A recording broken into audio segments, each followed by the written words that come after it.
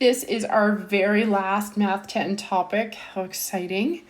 We're going to look at 7.6, which is properties of systems of linear equations.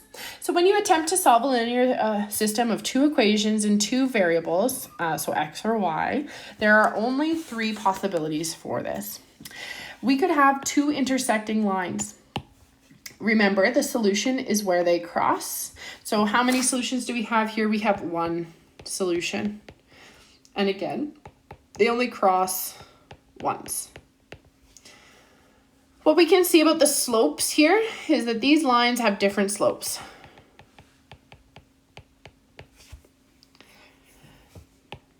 That's key. All right, parallel lines here. How many solutions do we have? Where do they cross? They have no solutions because they don't cross. They run parallel to one another forever and always. What do we notice about these? Well, they have the same slopes.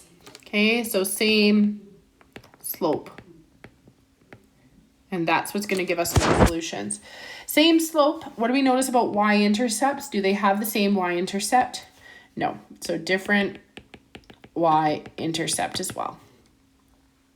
Coincident lines. There's two lines drawn here. How do I know that? Well, it's hard to see because they are directly on top of one another. So where do they intersect? Everywhere. So this one has infinite solutions. You could pick any point on the line and that would be a solution to the problem. So the lines are identical, therefore every point is the same and would be a solution to this system. These have the same slope and the same intercept. All right.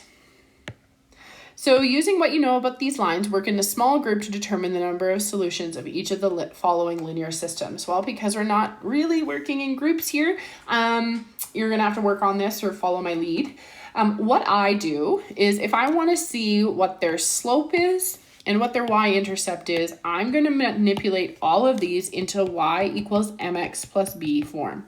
So slope-intercept form will help us to identify if they have the same slope, which tells us what they could be, how many solutions, and what their y-intercept is, which will help us narrow things down. So our first equation here, y-intercept form, I need to subtract x from both sides. I get that y is equal to negative x plus 3. For our second equation here, I need to add y. I'm going to move y just because it's negative here and it needs to be positive. So I get that negative 2x equals y minus 2. Add 2 to both sides. I get that y is equal to negative 2x plus 2. So let's take a look at the slopes here. Do they have the same slope? No. Based on our three scenarios above, if they have different slopes, that means they are intersecting lines and they have one solution because they have different slopes. All right, we're going to do the same thing for all of these. You can show your work or you can take a look at my answer key if you're looking for how I got the answers. But our first equation here, 4x plus 6y equals negative 10. When we rearrange it, we get that y is equal to negative 2/3 x minus 5 over 3. Our second equation, when we manipulate it, we get that y is equal to negative 2 over 3x minus 5 over 3. So what do we notice about the slopes? The slopes are the same. So this gives us two options. It could have no solutions or infinite solutions. We need to take a look at the y-intercept to determine what is going on. These two also have the same y-intercept, negative 5 over 3.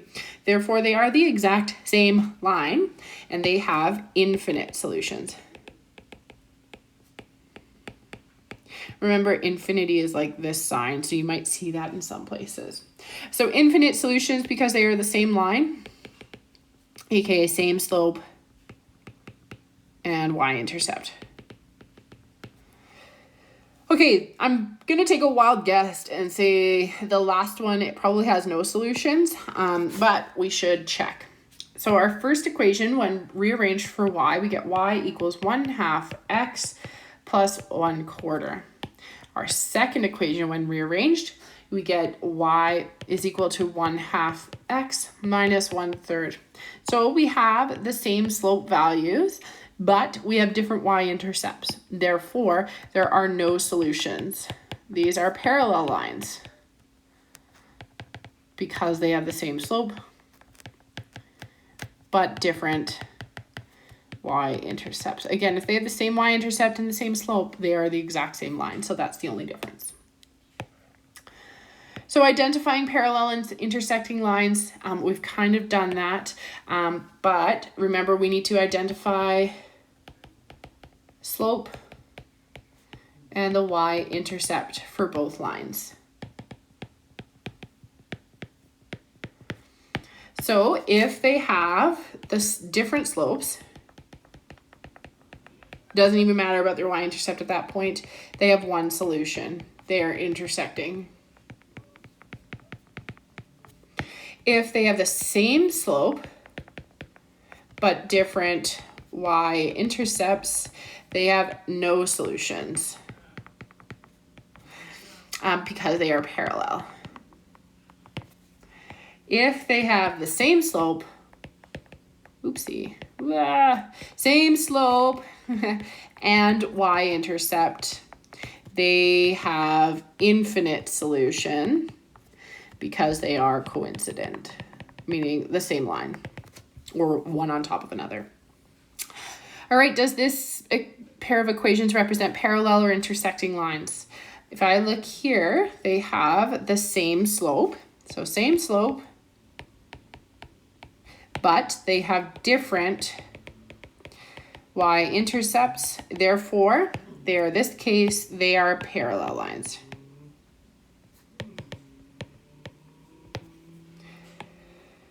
All right, given the equations -6x plus y equals 3, write another linear equation that will form a linear system with exactly one solution, no solution, and infinite solutions. So my first step is to convert this into y equals mx plus b form. So I'm going to add 6x to both sides. So I get that y is equal to 6x plus 3. If something has one solution, it just has to have a different slope. So it needs a different slope. M can be anything but 6. So I could have y is equal to 14x. I could have the same y-intercept here, or I can have whatever I want. So I used 7/3 because why not? It just has to have a different slope. Okay, to have no solutions, it needs to be parallel. They need to have the same slope, but different values of b or y-intercepts. All right, so m has to be 6 in this case, so y equals 6x, and b needs to be anything but 3, so I said 5. Why not? It could be 3/2. It just cannot be 3 exactly. That was b, sorry. All right, last one, C, infinite solutions means that it is the exact same line. So it needs to be y equals 6x plus 3. Now, often we multiply by a coefficient of some sort to make it look different. But remember, if we multiply this by a coefficient, they are still equivalent, aka the same. So I multiplied mine by 1/3.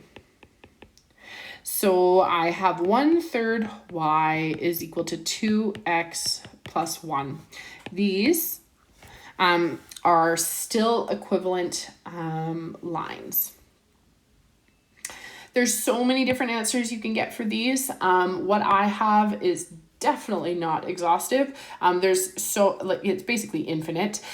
So it's really just up to you to decide what needs to change in each case, whether it's slope or the y-intercept or both.